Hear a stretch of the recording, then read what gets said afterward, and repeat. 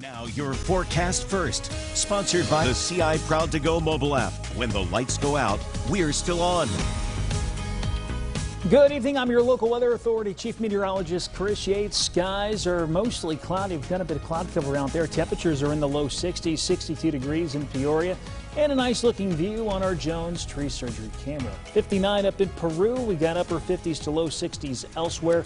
Our temperatures tonight not going to be quite as cold as it's been in recent nights. Temperatures ultimately starting to hold steady as they drop into the upper 50s. Might even get a stray sprinkle after midnight. Most of us, though, will stay dry.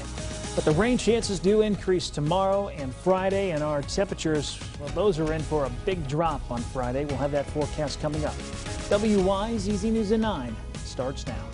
Tonight at 9, fixing hazards in your homes, the investment that's helping Peoria County Health Department spread awareness. Also, criminal justice reform and Illinois Senator's solution to the country's drug problem. And 2 dogs were abandoned in Pekin. Hear one woman and how she discovered them and is now in search for their owners.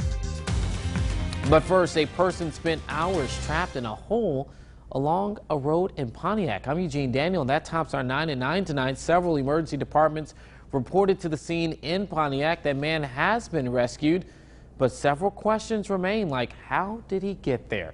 Treasure Roberts is live on the scene. Treasure, what do you know? Well, Eugene, I am on Countryside Lane, and this is something that you don't see or hear about every day. Now, right behind me, this is where an adult was trapped in a 12-foot deep hole for hours. Now, right now, the scene has been cleared, but there were several neighboring fire departments here, along with Pontiac Fire Department. Normal Fire Department came and other emergency units from local departments. Now, this adult was transferred to a local hospital and since then has been life-flighted to OSF St. Francis. Now, I spoke to Chief Jacob Campbell with the Pontiac Fire Department, and he tells me that he cannot tell us how he got in the hole, but right now he is getting care. Here's a look at what he had to say. The trench rescue, it does require extensive manpower due to all the safety things that we have to have in place to make the actual rescue.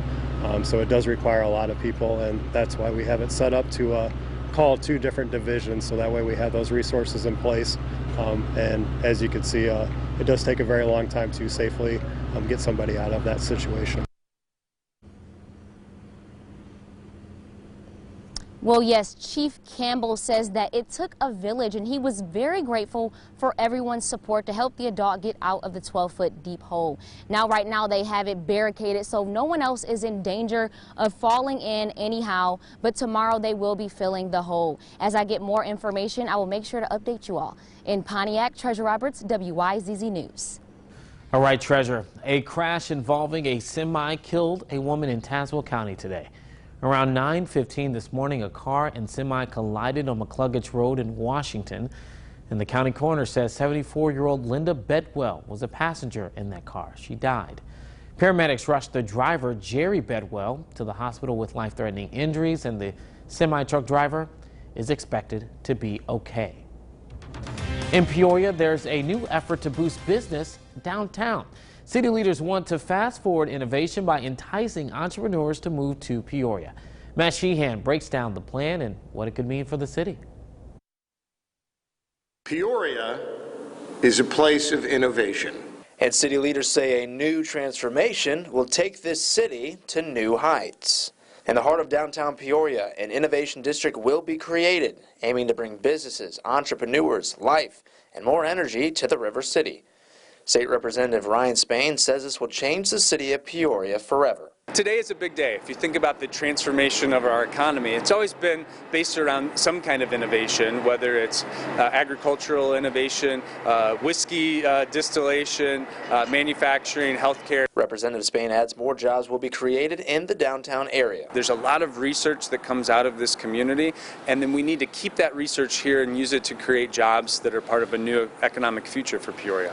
This whole idea came from Peoria Innovation Alliance Executive Director Jake Hammond. Born and raised in Pekin and an ISU graduate, his Central Illinois roots motivate him to improve the River City. I have seen innovation districts happen in other communities and lead to a lot of success. So the concentrated activity leads to, as I mentioned, more services that are needed, but also these companies growing, bringing in investment dollars. Hammond says this location will be perfect for startups and entrepreneurs to get their feet off the ground. There are already a lot of institutional things and things that are already in place that will feed really well and make it very attractive to other companies and startups. The 4 outlining streets are Main, Water, Harrison Street, and Jefferson Avenue. In downtown Peoria, Matt Sheehan, WYZZ News.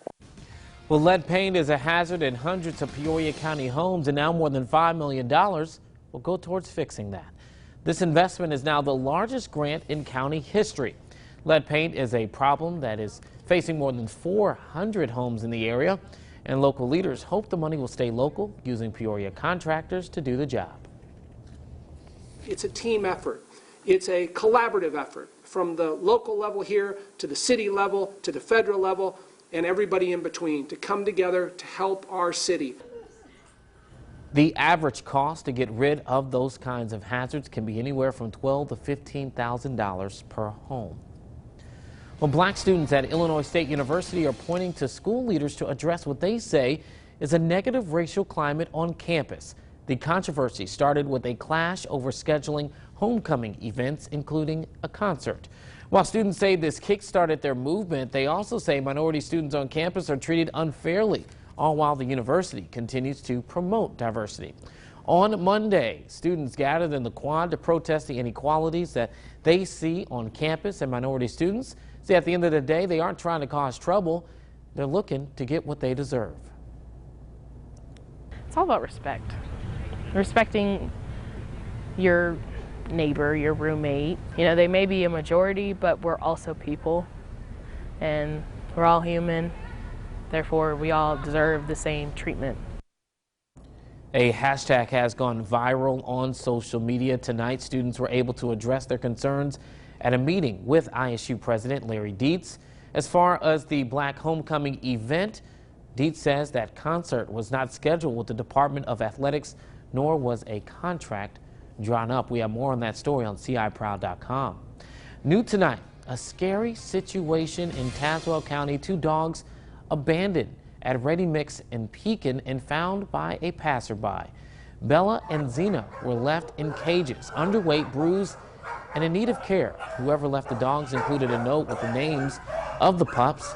Bella and Zena are now at Tazewell Animal Control. The woman who found them is asking for any information on the person who owned the dogs.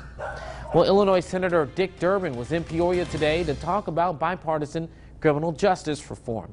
The senator spoke to students, state officials, and legal experts at Bradley University. And he also highlighted on how the country can address its drug problem. He says he wants to cut down on the time it takes to get addicts in Illinois into treatment. We have to find a timely way to treat people. And in downstate Illinois, it's particularly tough. People have to travel long distances and wait long periods of time.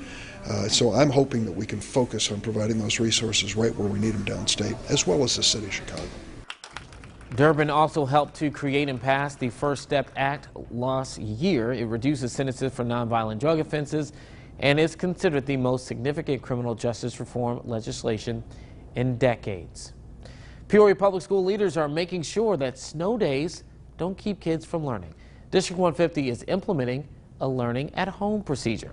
If too much snow hits the ground, kids will be asked to stay home, but they're still expected to get some learning done. A spokesperson for PPS says there will be flexibility and options for families. Take-home packets will be available, as well e-learning assignments that can be done on a computer. There's really a lot of different options, and I think it straddles that line between being fun and incorporating, you know, at-home activities, but also being having some instruction and some, you know, problem-solving, project-based types of things that we think is still meaningful. You can choose the method of learning that works best for your child at your parent-teacher conference. Those are scheduled for next Wednesday. Well, today was our second day attending the Career Spark event at Peoria Civic Center. Thousands of 8th graders in Central Illinois getting a good look at what their futures may hold. They were able to look at several different career opportunities, and you can see what they all learned about under our Digital Originals tab on our website. If you're looking for more local news, be sure to get also our mobile app. That's CI Proud to Go. Well, I know some of those kids actually came from even further than Central Illinois to get to that event today. Chris, obviously people who are outside driving, experiencing the weather, kind of getting to the point where you got to boost up your heat a little bit in the car. It won't be long before we really start cranking it. The last couple of mornings have been a little bit on the cooler side. Thankfully, tomorrow morning is not looking as cool, but that'll all change by Friday evening. Temperatures today, once again, not a bad afternoon. Topping out slightly above average. Highs low to mid 70s, 70 in Galesburg, 72 in Peoria. And currently overcast, even a few returns showing up on the radar. However, a lot of what's falling out of these clouds is not reaching the ground, as the air near the surface is very dry. So whatever is falling out of the clouds is evaporating. That trend likely to continue overnight, but I wouldn't rule out maybe a stray sprinkle west of the Illinois River associated with this next little band of showers that is now developing across northeastern parts of Missouri. Future Track, I think, is handling this pretty well. Notice it's just some very spotty activity west of the Illinois River tonight. Notice the rain, though, increasing off to our southwest towards daybreak. That is the stuff that'll bring us our first shot of some measurable precip as we head into tomorrow. School day forecast, maybe a sprinkle at 7 a.m. I'm not too concerned about it, but some spotty showers, maybe a thunderstorm heading through tomorrow afternoon. Temperatures for one more day. We'll be back into the low to mid 70s, but wait till you see what's coming our way on Friday. It's going to put the burr in October, if you will. We'll have that forecast all coming up in just a little bit. Eugene? Coming up, expanding student services. Peoria Public Schools celebrating another grant that will help them to provide proper attention to its students.